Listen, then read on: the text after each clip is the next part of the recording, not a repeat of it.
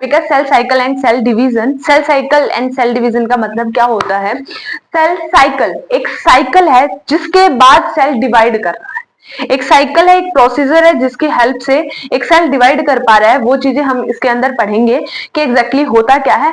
तो cell exactly होता क्या? सेल साइकिल से हम लोग शुरू करते हैं कि एक सेल है, वो मैच्योर हुआ, ग्रोथ हुई उसकी, एंड देन वो दो डॉटर सेल्स के अंदर ब्रेक डाउन हो गया। क्या हो गया? ब्रेक डाउन हो गया। अब सेल साइकिल क्या होता है? The cell cycle is the sequence, एक सीक्वेंस है इवेंट्स की that a cell undergoes from its formation to its division into two daughter cells. एक सेल है जो कि एक सीक्वेंस ऑफ इवेंट से जा रहा है, उसको पूरा का पूरा मतलब कि परफॉर्म कर रहा है, undergoes from its formation to its division into two daughter cells, और अपने आप को दो डॉटर सेल्स के अंदर ब्रेक डाउन कर पा रहा है। बात समझ आई आप लोगों को? क्या बोलना चाह रही हूं मैं कि एक सीक्वेंस ऑफ इवेंट को फॉलो करके एक सेल जो है वो डिवाइड कर पा रहा है दो डॉटर सेल्स के अंदर। इतना ही है इसके अंदर सेल साइकिल के अंदर। अब इसके अंदर दो फेजेस आते हैं। एक होता है इंटरफेज, जिसको हम लोग प्रिपरेशन फेज भी बोल सकते हैं, फिर प्रिपरेटरी फेज भी बोल सकते हैं। Second one is R M phase, जिसको हम लोग माइटोटिक फेज या फिर डिवीजन फेज भी बोल सकते हैं। अब जो हमारा इंटरफेज होता है वो प्रिपरेटरी फेज होता है, और इसके अंदर जो प्रिपरेशन है वो 95% रोल प्ले करती है। इसके अंदर हमारा जो 95% टाइम है वो जाता है जिसके अंदर हमारा सबसे पहले आता है G1, then S, then G2। यहाँ पे G1 क्या है? Gap 1, S stands for synthesis phase and G2 stands for gap 2 phase. अब उसके बाद एम फेज आता है। यहाँ पर जो हमारा सेल है वो डिवाइड करता है। एक्चुअली ये एक साइकिल है पूरी की पूरी, जिसके अंदर यहाँ पर हमारा जो सेल है वो प्रिपेयर हो रहा है डिवाइड होने के लिए, एक साइकिल को परफॉर्म करके प्रिपेयर हो रहा है कि हाँ भैया मुझे डिवाइड करना है। एंड इसके अंदर ये क्या है? डिविजनल है कि अब यहाँ पे सेल पूरे तरीके से मैच्योर हो जाएगा कि हाँ भाई इसके बाद मुझे अब डिवाइड करना है। यहाँ पे दो चीजें होती है, कैरियोकाइनेसिस एंड साइटोकाइनेसिस। यहाँ पर एक बार हमारा जो न्यूक्लियस है वो अलग होगा, और एक बारी मतलब न्यूक्लियस जो है वो डिवाइड करेगा, और एक बारी साइटोप्लाज्म जो होता है वो डिवाइड करेगा। इसके अंदर सबसे पहले हमारा फेज आता है prophase, then metaphase, then anaphase and then telophase. इसके अंदर हमारे चार फेजेस आते हैं कैरियोकाइनेसिस के अंदर, prophase, metaphase, anaphase and telophase. ये आप लोगों को पूरी सीक्वेंस के अंदर याद करने हैं, PMAT,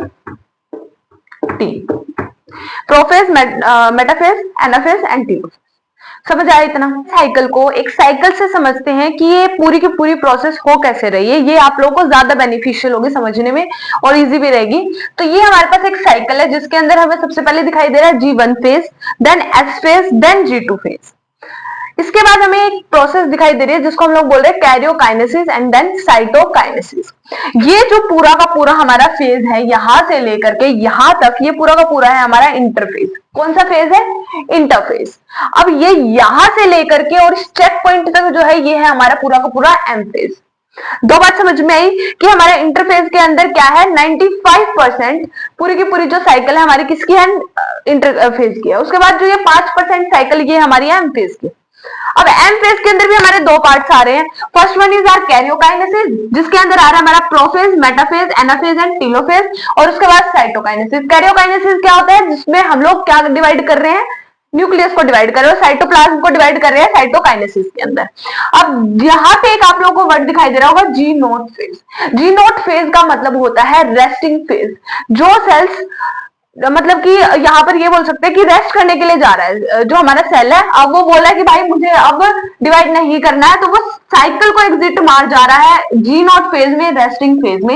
इसको मैं आपको डिटेल में अभी करवा रही हूँ। अब एक एक को इनको हम लोग पहले डिटेल में करते हैं। हम लोग इंटरफेज को हमारे डिटेल में पढ़ते हैं। तो इंटरफेज के अंदर G1 फेज आता है सबसे पहले। यहाँ पर जो हमारा सेल है वो ग्रो करेगा। क्या करेगा? ग्रो करेगा। Synthesises protein and enzymes for DNA replication. यहाँ पर जो हमारी चीजें हैं वो डीएनए रेप्लिकेशन के लिए क्या कर रही हैं? सिंथेसाइज बन रही हैं। ठीक है, ये सबसे लॉन्गेस्ट फेज होता है। G1 फेज के अंदर दो चीजें याद रखनी है। सबसे पहले क्या है कि सेल ग्रो कर रहा है, दूसरी बात यहाँ पर प्रोटीन एंजाइम्स को सिंथेसाइज कर रहे हैं। किस चीज के लिए? डीएनए रेप्लिकेशन के लिए। यहाँ पर ये वर्ड इंपॉर्टेंट है, डीएनए रेप्लिकेशन याद रखना, और सबसे लॉन्गेस्ट फेज है। उसके बाद आता है हमारा सिंथेसिस फेज। सिंथेसिस फेज के अंदर जो हमारा डीएनए वो रेप्लिकेट करेगा। ठीक है, यहाँ पर हमारा जो डीएनए है वो रेप्लिकेशन करेगा, क्रोमोसोम जो है वो डुप्लीकेट हो जाएंगे और centrioles also duplicate in animal cells. Centrioles animal cells के अंदर क्या करेंगे, डुप्लीकेट कर जाएंगे और यहाँ पर क्रोमोसोम्स में हमारे डुप्लीकेट हो चुके हैं। सिंथेसिस फेज समझ आया, यहाँ पर क्या क्या हो रहा है, हमारा डीएनए रेप्लिकेशन हो रहा है, क्रोमोसोम्स डुप्लीकेट हो रहे हैं और सेंट्रियोल्स भी डुप्लीकेट हो रहे हैं एनिमल सेल्स के अंदर। उसके बाद आता है हमारा गैप 2 फेज, जिसके अंदर जो सेल है प्रिपेयर कर रहा है खुद को डिवीजन के, यहाँ पे डिवीजन के लिए हमारा सेल प्रिपेयर कर रहा है खुद को। अब यहाँ पे सिंथेसाइज होगा आरएनए प्रोटीन्स फॉर माइटोसिस। अब माइटोसिस के लिए आरएनए और प्रोटीन क्या हो रहा है, सिंथेसाइज हो रहा है।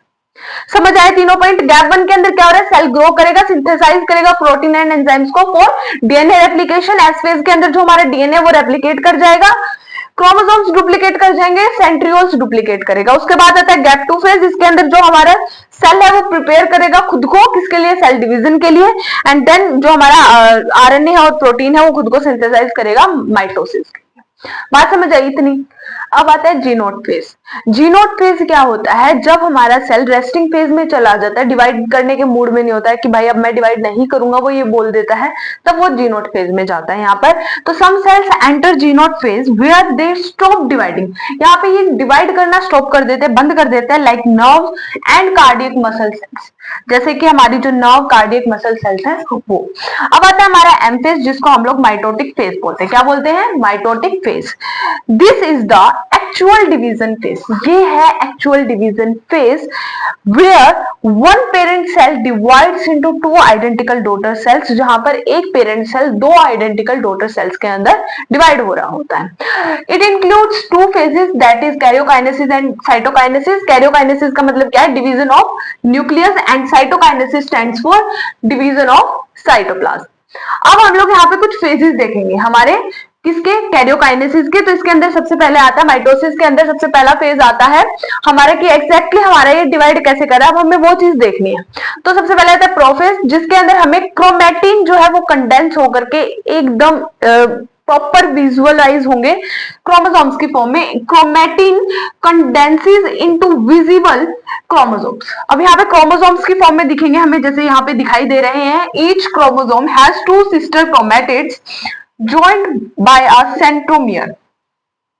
यहाँ पर हमें हर एक क्रोमोसोम के टू सिस्टर क्रोमैटिड्स देखने को मिलेंगे, जो कि ज्वाइंट है एक सेंट्रोमियर से। टू सिस्टर क्रोमैटिड्स हमें देखने को मिल रहे हैं। Nuclear membrane and nucleolus disappear. अब यहाँ पे जो हमारी न्यूक्लियर मेम्ब्रेन है और न्यूक्लियोलस है, दोनों के दोनों डिसअपियर हो जाएंगे, गायब हो जाएंगे। Spindle fibre form from centrioles, spindle fibres आ जाएंगे हमारी साइकिल के अंदर। यहाँ पर आप लोगों को दिखाई दे रहा होगा कि हमारे जो साइकिल के अंदर हमें क्रोमोसोम्स दिखाई दे रहे हैं, फाइबर्स दिखाई दे रहे हैं, सेंट्रियोल्स दिखाई दे रहे हैं, सेंट्रोमियर्स दिखाई दे रहे हैं, क्रोमैटिड्स दिखाई दे रहे हैं। यहाँ पर हमें सारी चीजें दिखाई दे रही हैं। इतना समझ आया।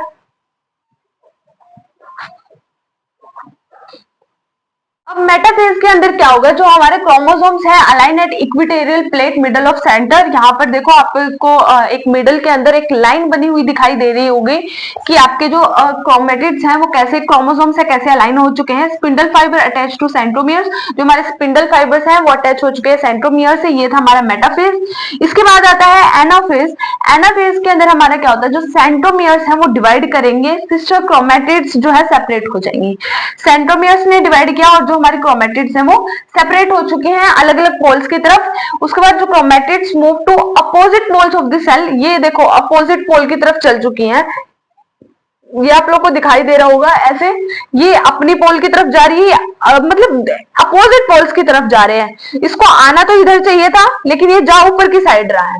Now each chromatid become a daughter chromosome. जो हमारा एक एक क्रोमैटिड है वो एक डॉटर क्रोमोसोम बन चुका है यहाँ पर। अब टेलोफेज के अंदर क्या होगा, क्रोमोसोम्स अनकोइल्ड इनटू क्रोमैटिन। अब जो हमारे क्रोमोसोम्स है ना, ये ऐसे बाइंड हो रखे थे, आप लोगों ने देखा कि ऐसे बाइंड है, ठीक है। अब ये खुल चुके हैं धागों की तरह, एक धागा बन चुका है, लाइक ऐसे।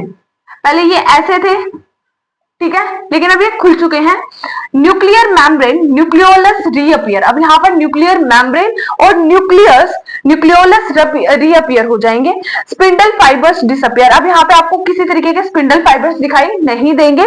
यहाँ पर आप देख पा रहे होंगे कि आपके बिल्कुल धागों की फॉर्म में जैसे थ्रेड्स होते हैं वैसे आ चुके हैं।